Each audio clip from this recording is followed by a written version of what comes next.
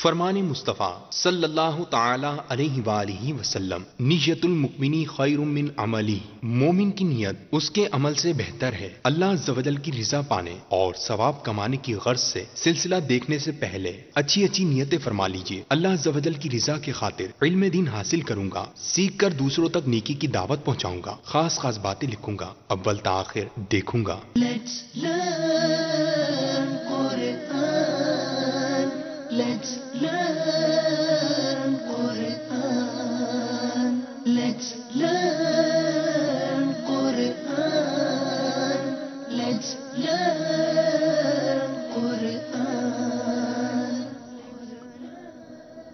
Alhamdulillahi Rabbil Alameen. Wassalatu wassalamu ala Sayyidil Anbiya'i wal Mursaleen. Amma ba'd. فأعوذ بالله من الشيطان الرجيم بسم الله الرحمن الرحيم الصلاة والسلام عليك يا رسول الله وعلى آلك وأصحابك يا حبيب الله الصلاة والسلام عليك يا نبي الله وعلى آلك وأصحابك يا نور الله. My dear Islamic brothers and the viewers of Madani channel, welcome to you in our silsila Learn Quran.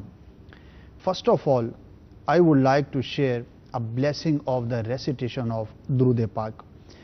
Rasulullah sallallahu ta'ala alaihi wasallam said, a person, a Muslim, who recites 1000 times Durud upon me every day, he will not die until he will see his place in Jannah. Sallu ala al-Habib sallallahu ta'ala ala Muhammad sallallahu ta'ala alaihi wa alihi wasallam. Before proceeding forward, please make good intentions, because niyatul mu'mini khairum min amalihi, the intention of a mu'min is better than his action. So whenever you are going to do any virtue, any good deed, so you should make more and more good intentions. Insha'Allah Azza wa Jal, you will have more benefits, more blessings and more virtues from Allah Tabarak wa Ta'ala. We were learning ayat of Surah Baqarah, and we started 5th ruku of Surah Baqarah. Today, Inshallah Azza wa Jal, I'll try to explain some more verses from this ruku. Allah Tabarak wa Ta'ala said, وَلَا تَلْبِسُوا الْحَقَّ بِالْبَاطِلِ وَتَكْتُمُوا الْحَقَّ وَأَنْتُمْ تَعْلَمُونَ. And don't mix batil, badness, with haqq, with truth. وَتَكْتُمُوا الْحَقَّ, and don't cover the haqq. وَأَنْتُمْ تَعْلَمُونَ, and you know. The condition is that you know. So in this ayah, Allah Tabarak wa Ta'ala said to Bani Israel, as their habits were, they used to mix up the non-real things with the real things. Whenever any ayah was revealed, so they used to talk about that ayah in a bad way. So basically, there were two things which are mentioned here. وَلَا تَلْبِسُوا الْحَقَّ بِالْبَاطِلِ وَتَكْتُمُوا الْحَقَّ, means don't make people confuse about Islam, and don't cover up the real things which are mentioned in Torah. And which was the thing mentioned in the Torah? Those verses in that, what was the thing which was mentioned in the Torah? That was the Naat of Rasulullah sallallahu ta'ala alaihi wasallam, the praises of the last Prophet sallallahu ta'ala alaihi wasallam, and the signs about the last Prophet sallallahu ta'ala alaihi wasallam. So the ulama of Yahud, they used to cover up the things and they used to misguide the people. For example, when a person came to any alim of Yahud and he asked about the last Prophet sallallahu ta'ala wasallam, so sometimes they used to tell that, okay, Muhammad is a real prophet of Allah Azza wa Jal, but he is not for our nation, he is for the other nations. Okay, he is the last prophet, he is a real prophet, but we don't have to believe in his prophecy. So we are Bani Israel, our prophet is Sayyidina Musa ala nabiyina wa alayhi salatu wasalam. That is enough for us, and there is no need to believe in the last prophet Muhammad sallallahu ta'ala alayhi wa alihi wasallam. And they used to hide, cover up the things which were the sign of Rasulullah sallallahu ta'ala alayhi wa alihi wasallam. So that's why Allah tabarak wa ta'ala said, as you know, wa antum ta'alamun, all the things are mentioned, all the things are explained in Torah, and you know very well, but due to their badness, due to their bad habits, due to their bad intentions, they denied the prophecy of Rasulullah sallallahu ta'ala alayhi wa alihi wasallam.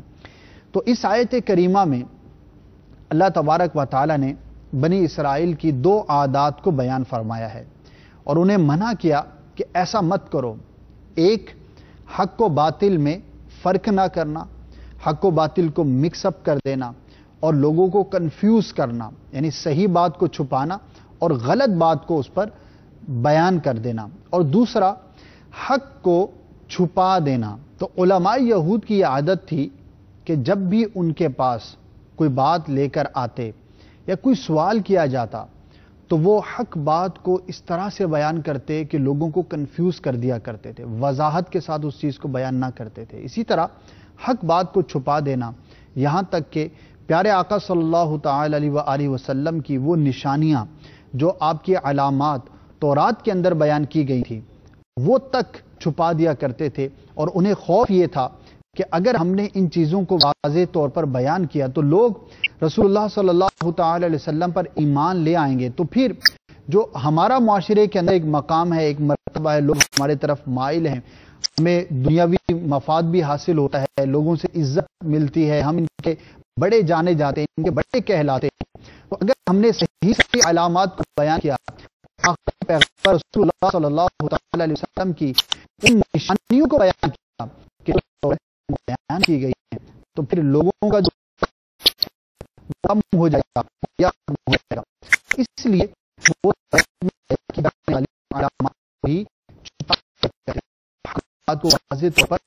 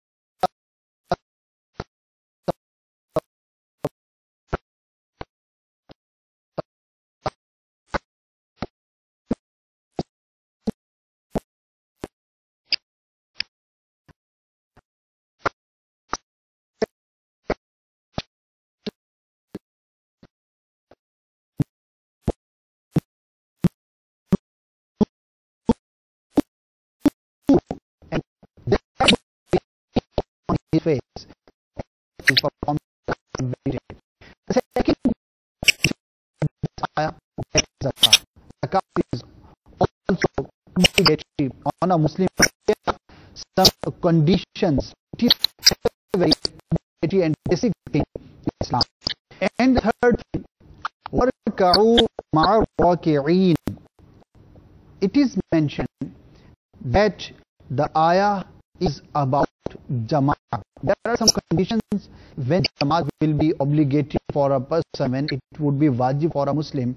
So, if those conditions are found for any male, so then he will have to perform Salah with Jama'ah in the masjid. So, there are too many virtues of Jama'ah as well, but if a person, he is not going to perform Salah in the Jama'ah, so that means he is a sinner. If a person, he is Musalli, he regularly performs the Salah, but he is not going to perform Salah with Jama'ah, so he is sinner.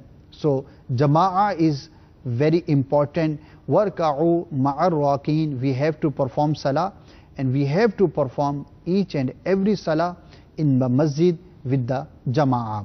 تو یہ آیت کریمہ وَأَقِيمُوا الصَّلَاةَ وَآتُوا الزَّكَاةَ وَارْكَعُوا مَعَ الرَّاكِعِينَ بڑی ہی important اور بڑی ہی اہم یہ آیت مبارکہ ہے.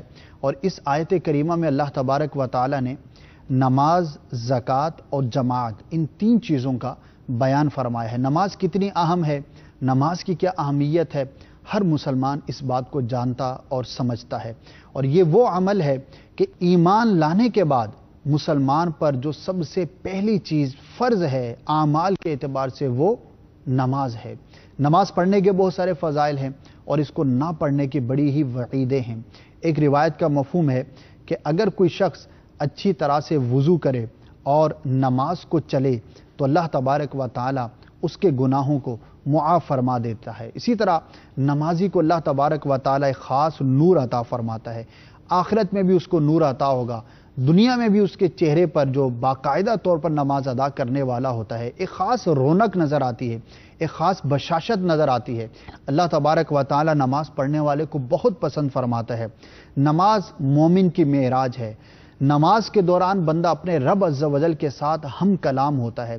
جتنا بندہ اب نماز کے دوران اپنے رب عز و جل کا قرب پاتا ہے، کسی اور وقت میں اتنا قرب نہیں پاتا. اسی طرح جو نماز نہیں پڑھتے ان کے لیے بھی اتنی ہی زیادہ برائی بیان کی گئی ہے. اللہ تبارک و تعالی بے نمازی سے بہت سخت ناراض ہوتا ہے، یہاں تک کہ جو جان بوجھ کر فقط ایک بار بھی نماز کو ترک کر دے تو وہ بے نمازی ہے، اور اس کے لیے بہت ساری وعیدیں روایتوں میں بیان کی گئی ہیں. اللہ تبارک و تعالی نمازی سے بہت خوش ہوتا ہے.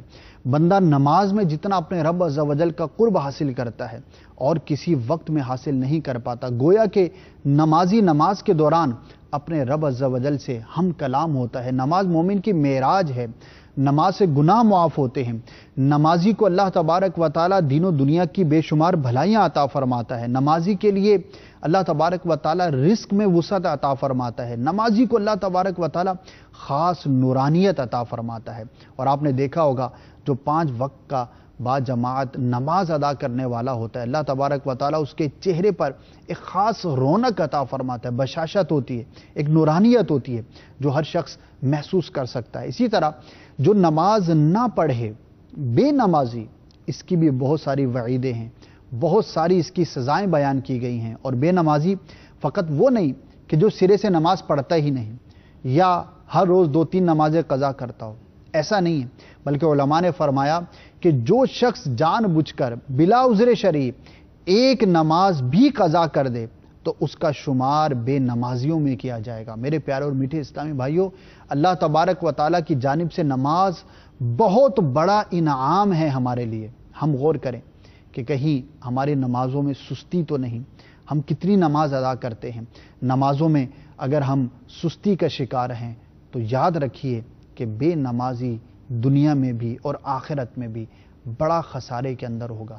نیت کیجئے کہ انشاءاللہ عز و جل ہم کوئی نماز قضا نہیں کریں گے. اور رب عز و جل نے جو قرآن کے اندر ہمیں حکم ارشاد فرمایا، اور ایک بار نہیں بلکہ 20 مرتبہ یہ حکم قرآن کے اندر جو ہے وہ ریپیٹ کیا گیا ہے، بار بار اس بات کو بیان کیا گیا ہے، جسے اس کی اہمیت کا بھی اندازہ ہوتا ہے. تو نیت کیجئے مدنی انعامات جو امیر اہل سنت نے ہمیں عطا فرمائے، تو اس میں بڑا ہی ابتدائی مدنی انعام نمازوں سے متعلق ہے کہ اللہ تبارک و تعالیٰ کی بارگاہ میں روزانہ جو ہمیں نماز پڑھنے کا حکم ہے اس کی ہم کتنی پابندی کرتے ہیں۔ تو دعوت اسلامی کے مدنی ماحول میں الحمدللہ ہمیں نمازوں کی پابندی کو بیان کیا جاتا ہے، سکھایا جاتا ہے۔ اسی طرح اس آیت کریمہ میں زکوٰۃ کا بیان ہوا، خاص شرائط پائے جانے کی صورت میں زکوٰۃ بھی فرض ہوتی ہے اور وہ بھی ادا کرنا لازم اور ضروری ہے۔ اور اس کے بعد وَارْكَعُوا مَعَ الرَّاكِعِينَ میں اللہ تبارک و تعالیٰ نے رکوع کرنے والوں کے ساتھ رکوع کرنے کا حکم ارشاد فرمایا، اور اس کی تفسیر میں علماء نے جماعت کو بیان کیا ہے کہ مرد کے لیے نماز پڑھنا تو فرض ہے ہی، لیکن جماعت کے ساتھ پڑھنا واجب ہے، لازم ہے، ضروری ہے۔ اگر کوئی شخص نماز تو ادا کرتا ہے لیکن بلا عذر شرعی جماعت کو ترک کرتا ہے تو وہ بھی گناہ گار ہے۔ جماعت کے ساتھ نماز کو ادا کرنا یہ واجب ہے۔ اللہ تبارک و تعالی ہم سب کو توفیق عطا فرمائے۔ ہماری جو اسلامی بہنیں ہیں وہ اپنے گھروں میں نماز ادا کریں، جو ہمارے اسلامی بھائی ہیں وہ مسجد میں جبکہ کوئی عذر شرعی نہ ہو جا کر حاضر ہو کر مسلمانوں کے ساتھ نماز ادا کریں۔ انشاءاللہ عز و جل ایک تو حکم قرآنی پر بھی عمل ہوگا اور اس کے ساتھ ساتھ اللہ تبارک و تعالیٰ کی بارگاہ سے بہت ساری اس کی برکتیں بھی ملیں گی۔ ایک ترغیب کے لیے روایت عرض کرتا ہوں کہ پیارے آقا صلی اللہ تعالی علیہ وآلہ وسلم نے ارشاد فرمایا، جس کا مفہوم ہے کہ اگر لوگوں کو معلوم ہوتا کہ نماز با جماعت میں کتنی برکتیں ہیں تو گھسٹتے ہوئے بھی جماعت کے لیے حاضر ہوتے ہیں، اتنی برکتیں ہیں اس کی۔ اور پیارے آقا صلی اللہ تعالی علیہ وسلم نے ان لوگوں پر بڑا سخت اظہار ناراضگی فرمایا کہ جو جماعت کے لیے مسجد میں حاضر نہ ہوتے تھے۔ تو نیت کیجئے انشاءاللہ عز و جل ہم ان باتوں کا دھیان رکھیں گے، خیال کریں گے تو انشاءاللہ دین و دنیا کی ہمیں برکتیں ضرور نصیب ہوں گی۔ So let's move towards the last segment of the day, and that is about the important vocabulary. So in this segment, in every silsila, I try to explain some important words out of these ayat. Let's move towards that. Taktumu, you cover. Antum, you, it is for plural. Ta'lamun, you know.